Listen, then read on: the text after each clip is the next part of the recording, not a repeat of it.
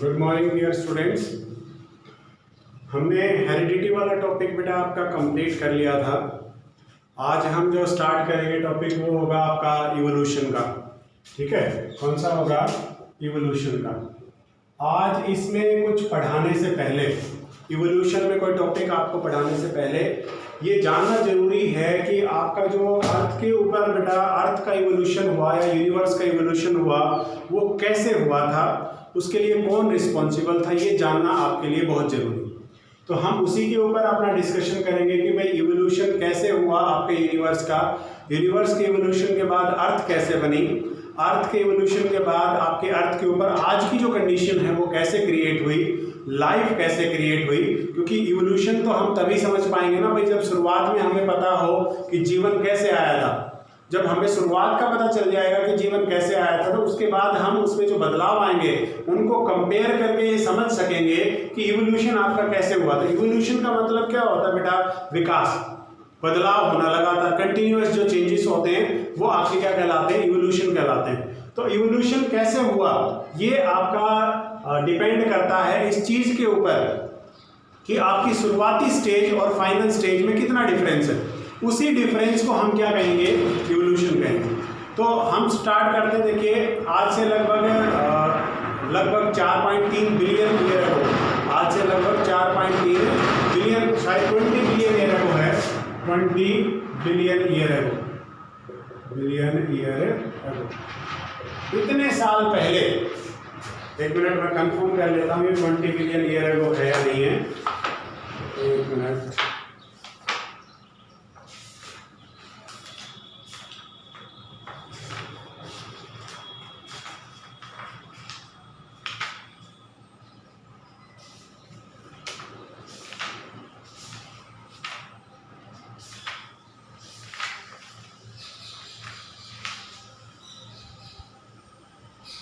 Billion year, आज से 20 साल पहले ऐसा माना जाता है बेटा कि आपके अंतरिक्ष में, आपके जो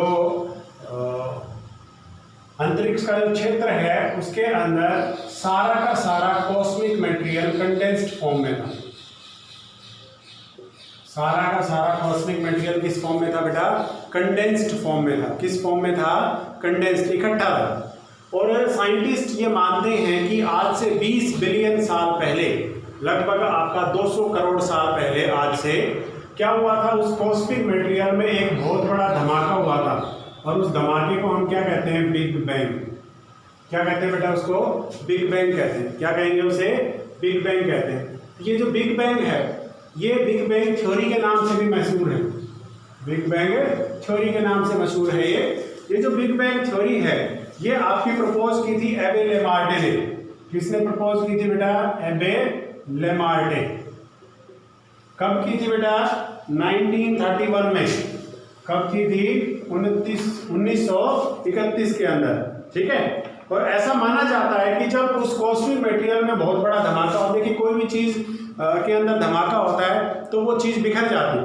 तो कॉस्मिक मटेरियल के अंदर जब धमाका हुआ तो कॉस्मिक मटेरियल भी आपका बिखरा, और क्योंकि कोई ग्रेविटेशनल फोर्स नहीं है, कोई फ्रिक्शनल फोर्स नहीं है आपके अंतरिक्ष के अंदर, तो आपका क्या हुआ? जो कॉस्मिक मटेरियल बिखरा था वो एक दूसरे से दूर जाने लग गया क्योंकि उसे रोकने वाली कोई फोर्स तो है ही नहीं। तो ऐसा माना जाता है कि लगभग 5 बिलियन साल लगे, मतलब 50 करोड़ साल लगे। 50 करोड़ साल में क्या हुआ? 50 करोड़ साल के अंदर आपका जो यूनिवर्स है वो एग्जिस्टेंस में आया। यूनिवर्स जो है वो किस में आया बेटा? एग्जिस्टेंस में आया। 50 करोड़ साल लगे इसको। ठीक है। अब कहना है कि जैसे ही आपका ये बिग बैंग हुआ, 50 करोड़ साल लगे यूनिवर्स को एग्जिस्टेंस में आने में, उसमें क्या क्या बने बेटा? आपका गैलेक्सीज की फॉर्मेशन हुई। गैलेक्सीज के बाद आपके स्टार्स बने। स्टार्स जो है, स्टार्स ने क्या बना दी बेटा? गैलेक्सी की फॉर्मेशन कर दी। अब ये स्टार्स के चारों तरफ कॉस्मिक मटेरियल फिर घूमने लग गया, जो बचा हुआ कॉस्मिक मटेरियल था वो फिर आपका रिवॉल्व करने लग गया। कॉस्मिक मटेरियल जब रिवॉल्व कर रहा था तो उसने क्या कर दिया बेटा, आपके प्लैनेट्स की फॉर्मेशन कर दी, मीटियोइड्स की फॉर्मेशन कर दी, आपके इसके अलावा सैटेलाइट्स जो हैं प्लैनेट्स के उनकी फॉर्मेशन कर दी। तो इस तरीके से धीरे धीरे आपका जो यूनिवर्स है वो आकार लेने लग गया।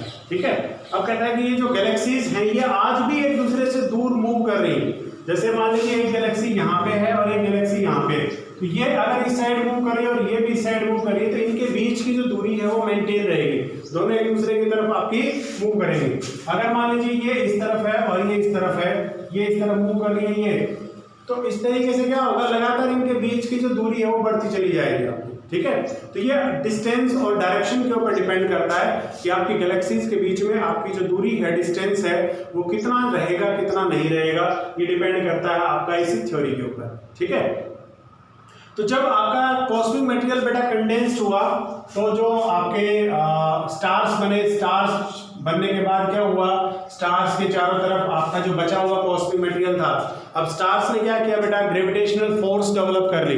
क्या डेवलप की, ग्रेविटेशनल फोर्स डेवलप की। अब उस ग्रेविटेशनल फोर्स की वजह से क्या हुआ, आपका जो बचा हुआ कॉस्मिक मटेरियल था उस स्टार के चारों तरफ, जैसे ये स्टार बन गया आपका, यहाँ पे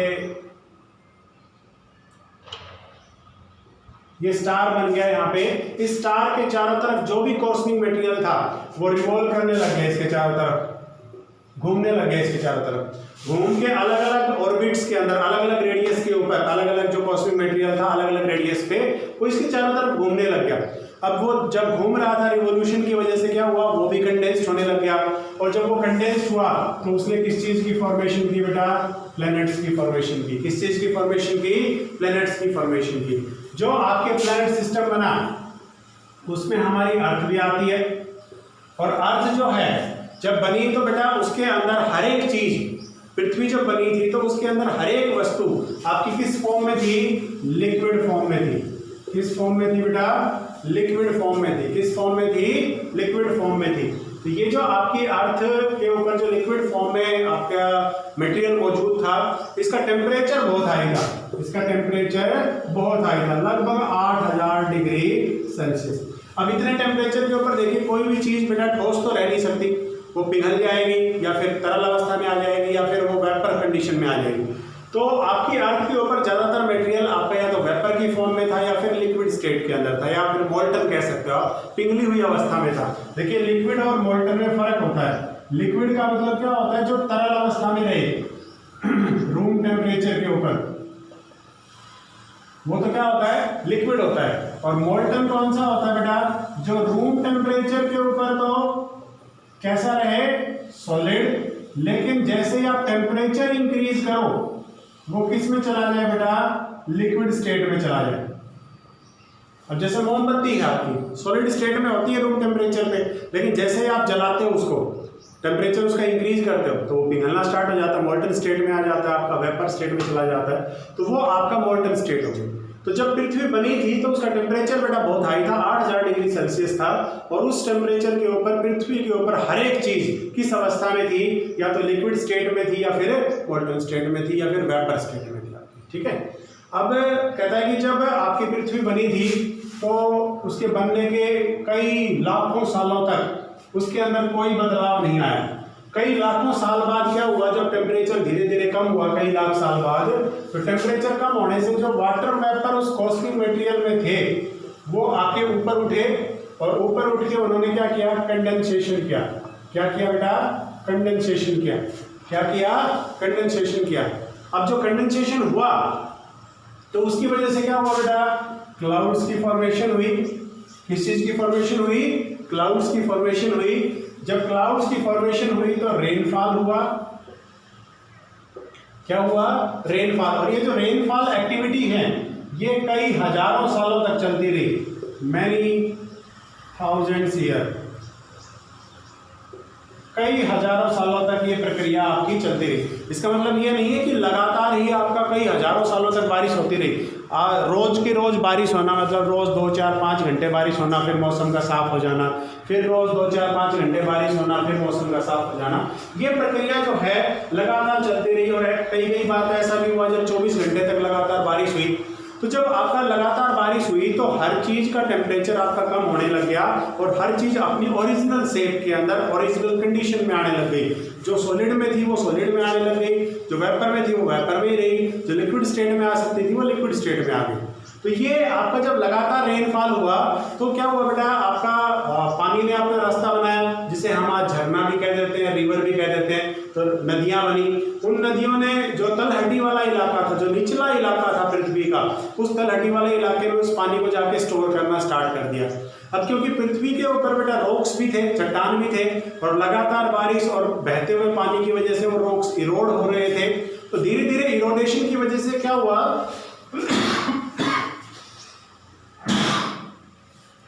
इरोडेशन की वजह से जो साल्ट था वो आपका पिघल के किसके अंदर जाने लग गया, पानी के अंदर। और वो पानी जाके इकट्ठा कहाँ पे हो रहा था, तलहटी में, जहाँ पे ओशियंस का निर्माण हो रहा था आपका। क्योंकि वो रॉक से साल्ट लगातार पिघल के उस ओशियन के पानी में जा रहे थे, इसलिए ओशियन का जो पानी है वो कैसा है बेटा, साल्टी। जो रिवर है वो बहता हुआ पानी, उसके अंदर बेटा साल्ट आपके डिपॉजिट नहीं हो पाते, ठीक है, तो वो पानी कैसा है, मीठा है। लेकिन ओशियंस में वो लगातार कंडेंस्ड होते गए आपके साल्ट, जिसकी वजह से ओशियन का पानी कैसा हो गया, आपका नमकीन हो गया। जब ओशियंस बन गए, रिवर बन गई, और आपका जो पॉन्ड्स, लेक्स हैं, उनका निर्माण हो गया, टेम्परेचर भी आपका डाउन हो गया, तो उसके बाद जो है आपकी अर्थ के ऊपर क्या ओरिजिनेट होनी स्टार्ट हुई बेटा, लाइफ ओरिजिनेट होनी स्टार्ट हुई। और ये कब हुआ, 4.5 बिलियन ईयर अगो। आज की तारीख से 4.5 बिलियन ईयर अगो, मतलब लगभग 45 करोड़ साल पहले पृथ्वी के ऊपर जीवन की उत्पत्ति होना शुरू हुई। अब वो जीवन की उत्पत्ति कैसे हुई, किस फॉर्म में हुई, कितने समय तक वो एग्जिस्ट कर पाई, क्या इनऑर्गेनिक मटेरियल से हुई या ऑर्गेनिक मटेरियल से हुई, ये जो आपका टॉपिक है ये हम कल डिस्कस करेंगे। ऑर्गेनिक मैटर ने कैसे आपका बदलाव किया अपने अंदर, इनऑर्गेनिक मटेरियल से कैसे ऑर्गेनिक मटेरियल्स की फॉर्मेशन हुई, इसके बारे में हम कल डिस्कस करेंगे।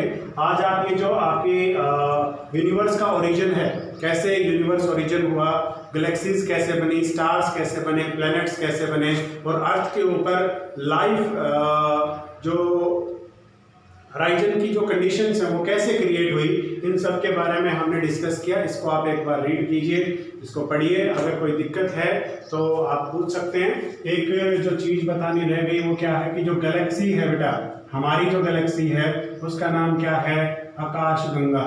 क्या नाम है, आकाशगंगा। और इस आकाशगंगा के दूसरा नाम क्या है, मिल्की वेव। क्या कहते हैं, मिल्की वेव।